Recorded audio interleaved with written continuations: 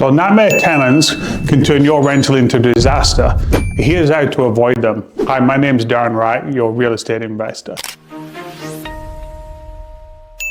So that's the one thing that everyone really hates about rentals is the bad tenants. And how can you avoid the terrible ones, and how do you do that? Well, one of our main things we do is screening. So we advertise the properties just like this one that's been advertised, and we send out applications before we even have a viewing. We don't charge for applications. I know some people charge for applications to send them out and then they get this money back if they don't get approved, or if they do, it goes towards the rental. We don't charge for this process. We just send out an application, and we want to know good questions like, what's their income? Where do they work? Are they on government support? We don't discriminate against this. We just need to know what is their income and do they have enough income coming in to pay for the rental unit. Nobody wants to rent units and not get paid. The rule we work to is the rent must be a third of their income, so they have 2/3 left in order to live, because everybody needs to eat and they have other utilities to pay as well. So we want to make sure that they're living comfortably and within their means. Another thing we are screening for as well is a question we ask is, have they been evicted from a property before? And we can check this as well. We have a government website we can check.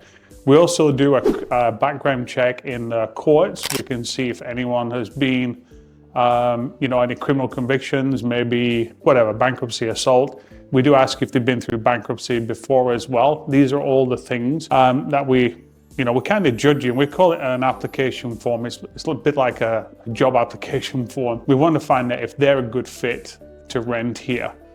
And another thing is, who else is going to be in the unit as well? Because it's not just the person with the application. We want to know if they've got a spouse, a partner, a roommate, or have they got any children coming in? Have they any pets? Is this a pet-friendly unit? You just never know. So depending on what you're renting out, we need to know.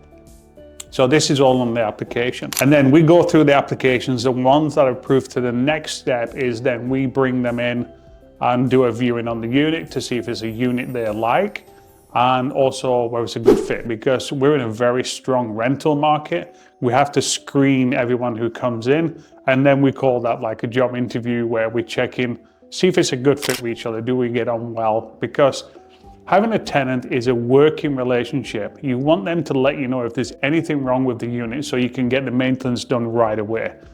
And obviously we don't want someone who's complaining about every little thing. We're not interested in everything, but we want a good relationship. And we certainly don't want a tenant to go in there and forget them. We need to make sure that these tenants are being kept in good order, clean, and we do our quarterly inspections for that. Now, some tenants can start off well, and then they can turn into a nightmare tenant later on. And we have a video which the guys will post here or there or wherever. We'll get it posted. It'll be in the description below, so you can watch what can happen if you do get a nightmare tenant, and then you have to lead through, as we did, the eviction process to get them out. So what's the worst thing that you fear about a tenant? Put it in the comments below.